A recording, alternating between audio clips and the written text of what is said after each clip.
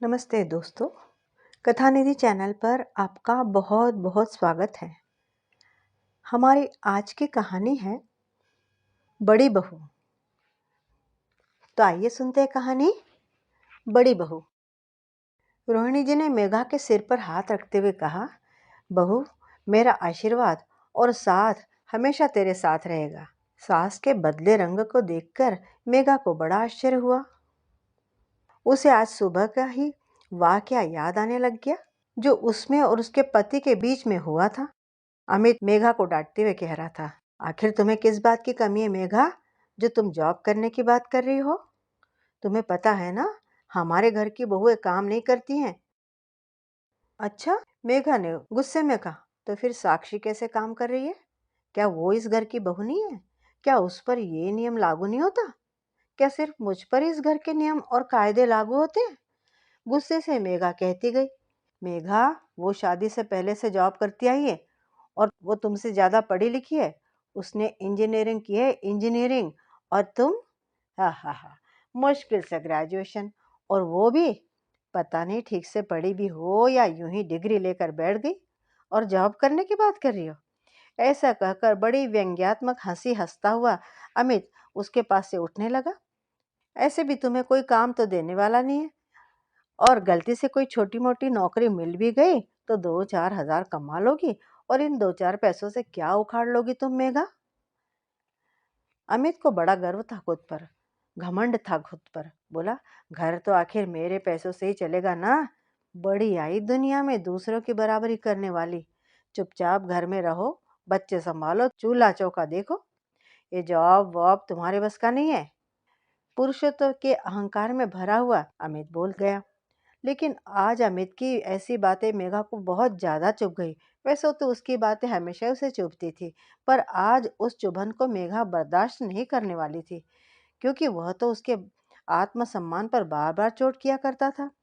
इसलिए वो जोर से बोली, मैं तो अब नौकरी जरूर करूंगी और पैसे भी कमा कर दिखाऊंगी।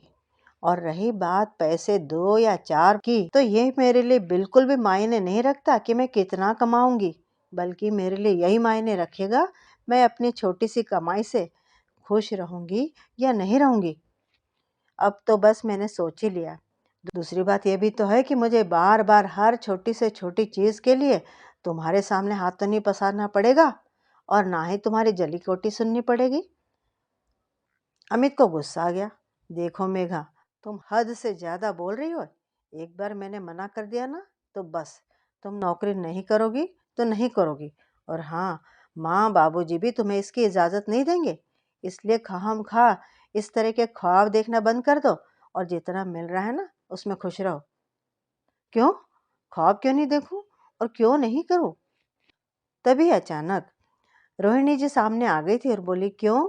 ख्वाब क्यों नहीं देखे मेघा, और क्यों नहीं करे नौकरी मेघा? और ये तुझे किसने कह दिया अमित कि इस घर की बहुएं नौकरी नहीं करती? जब साक्षी जॉब कर सकती है तो मेघा क्यों नहीं? मेरे लिए तो दोनों बहुएं बराबर है।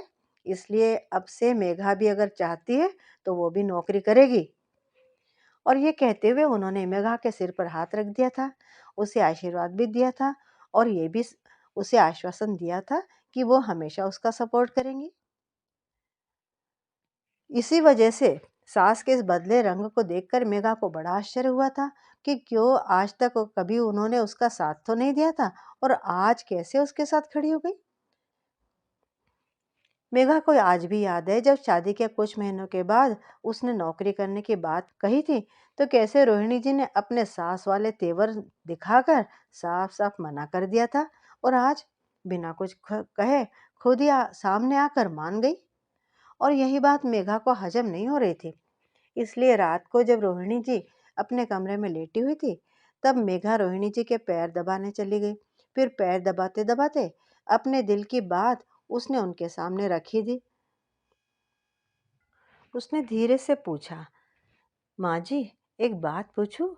हाँ बहू, पूछना, क्या बात पूछनी है? माँ जी, जब मैं शादी करके आई थी, तब तो आपने साफ साफ मना कर दिया था नौकरी करने के लिए। फिर आज इतने सालों के बाद आपने हाँ कैसे कह दी? रोहिणी जी जानती थी कि मेघा ये सवाल लेकर उनके पास जरूर आएगी, इसलिए वो उठकर बैठ गई और मेघा के गाल को प्यार से थपथपाते हुए बोली, मेघा, तू बड़ी बहू है, मुझे भी तेरा दर्द दिखता है। जब तू अमित से अपनी छोटी छोटी ज़रूरतों के लिए पैसे मांगती है और वो खींचते हुए तुझे पैसे देता है, तो ये बात मुझे हमेशा से चुभती रहती थी। फिर तू जब साक्षी को उसके कमाए हुए पैसे उसे खुद पर खर्च करते देखती थी, तब तेरी आंखों में अपनी इच्छाओं को दबाते हुए भी मैंने देखा है। उसी तरह जब तेरी तुलना सभी साक्षी के साथ करते हैं और तो भी तेरा मन अंदर से दुखी हो जाता है। तू दिन भर सबके लिए एक टांग पर खड़ी रहती है, घर का, हमारा, अपने बच्चों का, साक्षी के छोटे विवान का, यहाँ तक कि साक्षी के हिस्से का काम भी खुद के जिम्मे ले लेती है और चक्कर घिन्नी से दिन भर काम में लगी रहती है। तब मेरा मन बहुत कचोटता है। तुझे क्या लगता है मुझे कुछ दिखता नहीं है? मेरा मन तेरे लिए काफ़ी दुखी होता है मेघा। मैं नहीं चाहती कि तू अपनी सारी ज़िंदगी हम सबके लिए ही जीती रहे। तू सबके बारे में सोचती है, पर तेरे बारे में तो कोई नहीं सोचता है। तो और तू भी शायद यही सब सोचकर शादी के इतने सालों बाद नौकरी करने का फैसला ले रही है। तुझे पता है बहू, मेरे साथ भी सब कुछ ऐसे ही हुआ था। जब तक मैं अकेली थी, तब तक तो सब ठीक था। सब मुझे बहुत प्यार भी करते थे। पर जैसे जैसे मेरी एक एक करके देवरानियां ब्याह करके घर में आने लगी, वैसे वैसे मेरी तुलना उन सबसे होने लगी। कभी पैसे में, तो कभी कपड़े लत्ते में, तो कभी कभी समझदारी में भी, और कभी कभी तो रंग रूप में भी। और हर बार मुझे ही कम आंका जाने लगा तो मुझे बड़ी तकलीफ होने लगी थी। यहाँ तक कि तेरे ससुर जी भी बिल्कुल अमित के जैसी बात करते थे। वे मुझे हमेशा ही दूसरों की तुलना में कम आंकते थे। उस समय मेरा भी मन बहुत दुखता था, पर मैं कुछ भी कर न सकी। आखिर बड़ी बहू जो थी मैं उस घर की, तो मान मारकर जीने की आदत सी हो गई थी। पर तेरे साथ मैं ऐसा नहीं होने दूंगी बहू। काफी समय बीत गया मेरे सोचते सोचते, पर अब ये मेरा वादा है। कहते कहते रोहिणी जी की आंखें सजल हो गई। फिर लंबी सांस लेते हुए बोली, इसीलिए मैं ये नहीं चाहती कि जो मैंने सहा वही तू भी सहे। सभी को अपनी जिंदगी जीने का पूरा हक है, और अब तो तेरे बच्चे भी बड़े हो गए। इसलिए तू अपने मन मुताबिक नौकरी ढूंढ और सबको दिखा दे कि तू भी तो किसी से कम नहीं है। भले ही तू दो पैसे ही कमाए, पर शान से तो जिएगी ना। यूं दुत्कार तो नहीं सहना पड़ेगा तुझे। रोहिणी जी के दिल की बात सुनकर मेघा की आंखों में आंसू भर गए। फिर वो रोहिणी जी का हाथ अपने हाथों में थामते हुए, चूमते हुए बोली, माँ जी, आज से पहले तक मैंने आपके बारे में कितना गलत सोचा था। कितनी गलत थी मैं माँ जी। मैंने कैसे सोच लिया कि आप भी पूरे परिवार की तरह मुझे बेवकूफ़, नासमझ, अनपढ़ समझती है। पर आप तो मेरी सबसे अच्छी मार्गदर्शिका और हमदर्द निकली। कितना सोचती है आप मेरे बारे में माँ जी। शायद मेरी सगी माँ भी मेरे लिए इतना ना सोच पाती। माँ जी, मुझे समझने के लिए और मेरा साथ देने के लिए मैं आपको किन शब्दों में धन्यवाद दूँ माँ जी। ऐसा कहकर मेघा रोहिणी जी के चरण स्पर्श करके उनके गले लग गई। और जैसे ही मेघा रोहिणी जी के गले लगी, वैसे ही उसकी नज़र वहाँ पर रखी तस्वीर पर चली गई, और अचानक उसका खुशी वाला चेहरा उतर गया और मायूस होते हुए बोली, पर माँ जी, क्या बाबूजी तैयार होंगे इसके लिए? ज़रूर होंगे, क्यों नहीं होंगे? नहीं भी होंगे तो मैं उन्हें मना लूँगी। अपने लिए ना सही, पर तेरे लिए ज़रूर लड़ने को तैयार हूँ मैं। इसलिए तू चिंता मत कर और नौकरी की तलाश शुरू कर दे। माँ जी, मुझे नौकरी मिल गई है। मैं पहले से ही नौकरी के लिए इश्तिहार देख रही थी। इसलिए कल ही मुझे एक प्राइवेट स्कूल में हिंदी की शिक्षिका के जॉब का ऑफ़र मिला है, और सैलरी भी 12,000 है। वाह बहू, ये तो तूने बहुत अच्छी बात बताई मुझे। और काम का समय कब है? माँ जी, काम का समय दोपहर का है, 12 से 5। वाह, काम का काम भी और तू घर भी संभाल पाएगी। इससे बेहतर तो कोई नौकरी हो ही नहीं सकती थी तेरे लिए बहू। और आत्मसम्मान भी, पैसे भी और इज्जत भी तेरे लिए अब सब सामने है। जुग जुग जिए बेटी। अब से साक्षी भी घर के आधे काम करेगी, और अब उसके पास नौकरी जैसे शब्द का बहाना भी नहीं रहेगा, और ना ही उसे किसी का सपोर्ट ही मिलेगा। ऐसा कहकर रोहिणी जी मेघा को आगे बोली, अब तू जा बहू, आराम कर। तुझे कल से काम पर भी तो जाना है। जी माँ जी, कहकर मेघा अपने कमरे में चली गई।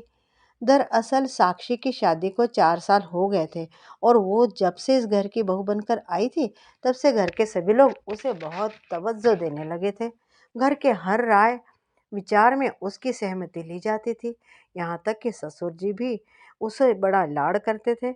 अमित भी अक्सर मेघा की शैक्षणिक योग्यता देखकर उसकी तारीफों के पुल बांधता रहता और वो थी कि चौबीसों घंटे बस अपने झूठे मोटे काम में व्यस्त रहती थी। इसलिए सुबह से रात तक सारे घर के काम मेघा के जिम्मे ही आ जाते। रात यूं ही विचार करते करते बेसब्री में निकल गई और सुबह हो गई। मेघा सुबह तड़के ही उठ गई और सबके लिए नाश्ता तैयार किया, सबके टिफिन पैक किए, फिर दोनों बच्चों को उठाकर जगा कर तैयार किया और खुद भी तैयार होने लगी।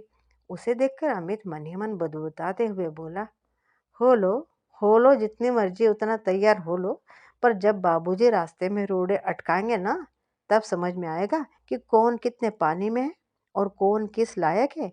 ऐसा सोचते हुए अमित अपना बैग लेकर बाहर निकला और मेघा भी उसी के पीछे पीछे बच्चों को लेकर बाहर निकली। बाबूजी ने बच्चों को और मेघा को देखा तो बोले, सुबह सुबह तुम कहाँ जा रही हो बहू? बच्चों के स्कूल में कुछ है क्या?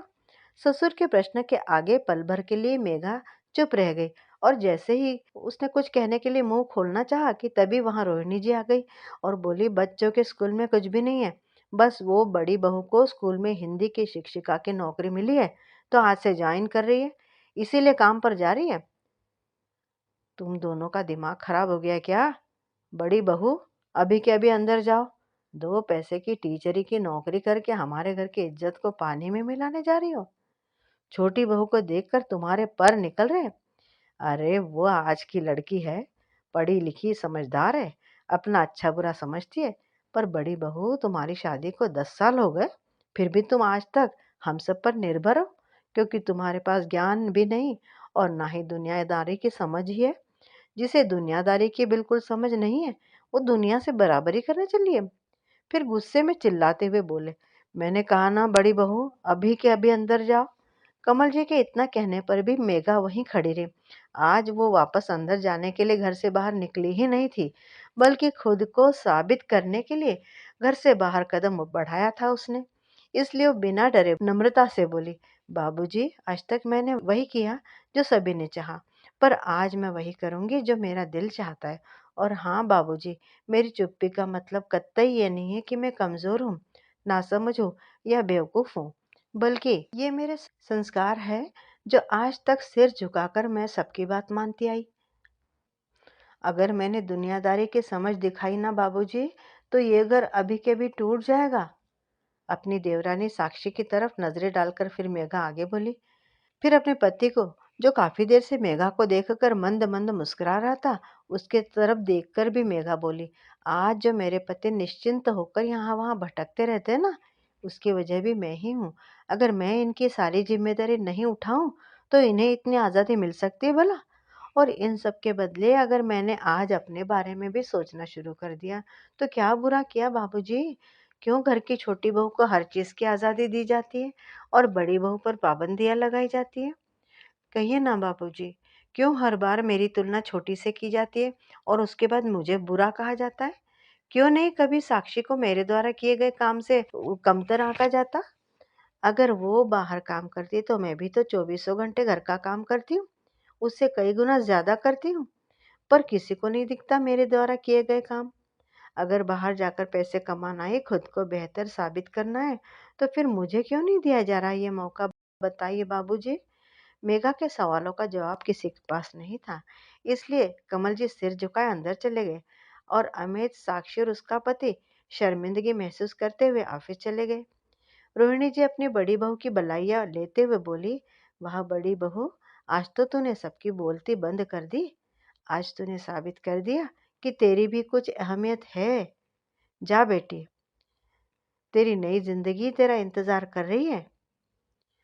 फिर रोहिणी जी ने मेघा को दही शक्कर खिलाया और मेघा रोहिणी जी के पैर छूकर प्रणाम करके पूरे आत्मविश्वास के साथ अपने नए सफर पर निकल पड़ी, दुनिया से बराबरी करने, दुनिया में लोगों से कंधे से कंधा मिलाकर चलने।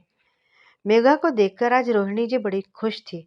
उन्हें तो ऐसा लग रहा था मानो वो अपनी जिंदगी की जंग जीत गई हो।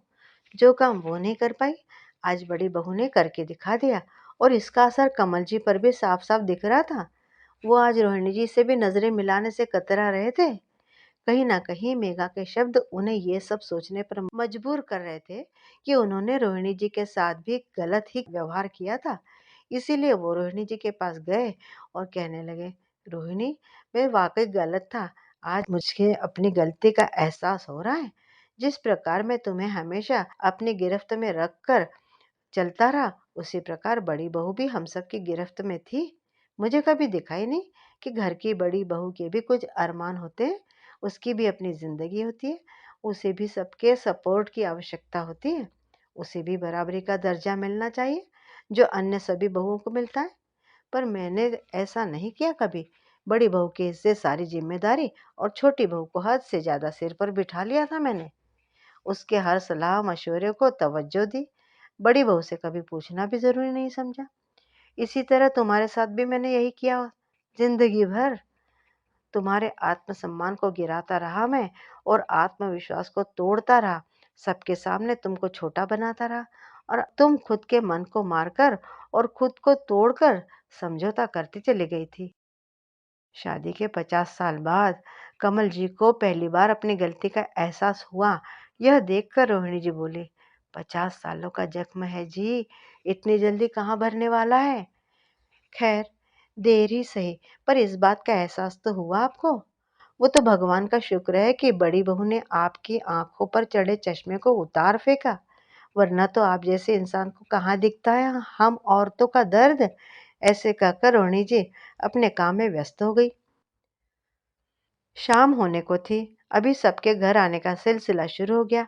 सबसे पहले मेघा खुशी खुशी घर लौटी और आते ही सासू माँ से लिपट गई और बोली, थैंक यू सासू माँ जी, आज आपके मार्गदर्शन के कारण ही मैं अपने सपनों में पंख लगा पाई। अगर आप हिम्मत न देती तो शायद मैं लड़खड़ा कर गिर ही जाती, पर आपके साथ ने मेरे हौसलों में रंग भर दिया। आज मैं बहुत खुश हूँ माँ जी। अभी सास बहू की बातचीत चल ही रही थी कि साक्षी भी घर आ गई और आते ही बोली, बड़ी भाभी, जरा चाय और पानी मेरे कमरे में ले आइए ना। मैं बहुत थक गई हूँ और मेरे सर में भी बहुत दर्द है, इसलिए मैंने ऑफिस से जल्दी छुट्टी ले ली। प्लीज भाभी, जल्दी से ले आइए ना। ऐसा कहते हुए साक्षी अपने कमरे की तरफ बढ़ ही रही थी कि कमल जी बोले, छोटी बहू, आज से घर में सब अपना अपना काम करेंगे। जिसे चाय पीना है, जिसे नाश्ता करना है, वो अपना हाथ पैर खुद चलाए और खाए, क्योंकि इस घर में कोई भी किसी का नौकर थोड़े नहीं है। इस घर में सब उतनी ही मेहनत करते हैं जितनी कि तुम बाहर जाकर। और हाँ, अब से तो बड़ी बहू भी बाहर जाकर काम करने लगी है। तो फिर घर के सारे काम बड़ी बहू के अकेले के जिम्मे क्यों छोटी बहू? अब से दोनों के काम और जिम्मेदारियां बराबरी की होंगी। ठीक है ना छोटी बहू? और हाँ, चाय बनाना तो सभी के लिए बनाना छोटी बहू, क्योंकि बड़ी बहू भी तो काम पर से आई है, थकी होगी। पहला पहला दिन था आज उसका स्कूल में, इसलिए उसके कमरे में जाकर पहुंचा ना। कमल जी के मुंह से पहली बार ऐसा सुनकर साक्षी का मुंह खुला का खुला रह गया और वो उनकी तरफ देखती रह गई। अब तक तो उसका सारा सिरदर्द छूमंतर हो चुका था। जिस बात का उसे सबसे ज्यादा घमंड था, आज वह उतर चुका था। इसलिए जी बाबूजी कहकर अपने कमरे में चली गई और चेंज करके गुस्से से रसोई में पांव पटकती हुई चली आई और चाय बनाने लग गई। साक्षी चाय बनाकर ट्रे में रखकर बाहर ले आई। उसी समय अमित और साक्षी का पति कुणाल भी आ गए और आते ही उन दोनों की नजर साक्षी के हाथों में पकड़े हुए चाय की ट्रे पर चली गई। साक्षी के उतरे चेहरे से इन दोनों को इतना तो पता चल ही गया था कि घर का माहौल कुछ बदला बदला है। जहाँ कभी साक्षी की जगह मेघा होती थी, आज साक्षी है। खैर, अमित और कुणाल अपने अपने कमरे में चले गए। अमित जैसे ही कमरे में गया तो उसकी नज़र मेघा पर पड़ी। वो बेड पर बैठकर चाय पी रही थी और चेहरे पर आत्मविश्वास की लकीर साफ साफ दिख रही थी। आज सुबह से जो कुछ भी हो रहा था वो अच्छा हो रहा था मेघा के साथ। इसलिए अमित भी शांति से अपना सामान जगह पर रखकर मेघा के पास आकर बैठ गया और धीरे से बोला, आई एम सॉरी मेघा, मुझे माफ कर दो। मैंने तुम्हें हमेशा गलत समझा, पर तुमने तो एक ही दिन में सब कुछ बदल दिया मेघा। जहाँ तुम्हें होना चाहिए वहाँ साक्षी है, और जहाँ साक्षी को होना चाहिए वहाँ तुम हो। मानना पड़ेगा मेघा। इसी बात पर कुछ गरमा गर्म पकोड़े और चाय पिला दो। आखिर पुरुष वाला अहंकार जो था अमित के मन में, तो इतनी जल्दी उतरने वाला था भला? पर मेघा भी अब बदल चुकी थी, इसलिए बोली, सॉरी पतिदेव, चाय का पतीला और प्याज और बेसन रसोई घर में पड़े हैं। कृपया अपना हाथ खुद चलाइए और पका लीजिए। और हाँ, कुछ पकोड़े मेरे लिए भी बना कर ले आइए, और एक बढ़िया गर्मा गर्म चाय भी। तो मित्रों, अभी आपने सुनी कहानी बड़ी बहू, लिखी थी अनजान के द्वारा। आप समझ गए होंगे कि हमें इसके लेखक का नाम मालूम नहीं है, फिर भी हम इसके लेखक को पुनश्च धन्यवाद देते हैं। आपको कहानी कैसी लगी? उम्मीद करती हूँ कि अच्छी लगी होगी। कमेंट करके बताइएगा ज़रूर। और चैनल पर नए हो तो चैनल को भी सब्सक्राइब ज़रूर ज़रूर कर लीजिएगा। मिलती हूँ जल्द ही बढ़िया सी कहानी के साथ। तब तक विदा। आपका दिन शुभ हो। आपका दिन शुभ हो।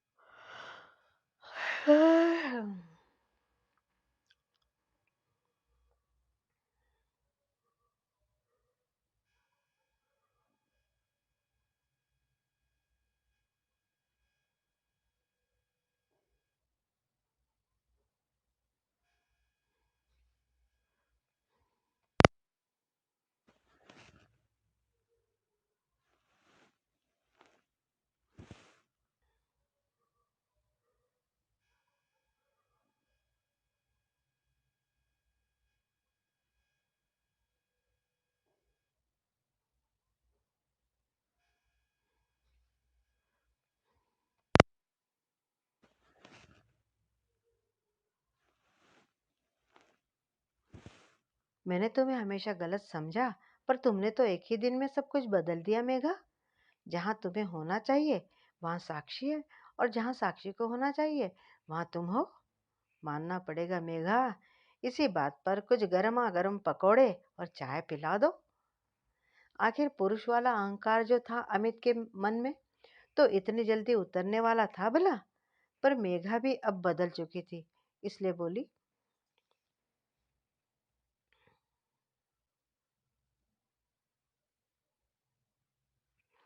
सॉरी पतिदेव, चाय का पतीला और प्याज और बेसन रसोई घर में पड़े हैं। कृपया अपना हाथ खुद चलाइए और पका लीजिए। और हाँ, कुछ मेरे लिए भी पका बना कर ले, कुछ पकोड़े मेरे लिए भी बना कर ले आइए, और एक बढ़िया गर्मा गर्म चाय भी।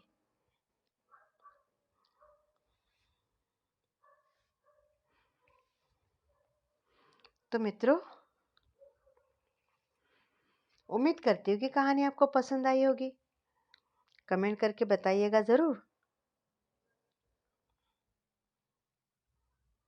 तो मित्रों, ये थी कहानी। तो मित्रों, अभी आपने सुनी कहानी बड़ी बहू, लिखी थी अनजान के द्वारा। आप समझ गए होंगे, हमें इसके लेखक का नाम मालूम नहीं है, फिर भी हमें इसके लेखक को धन्यवाद देते हुए अपनी कहानी पूरी करते हैं।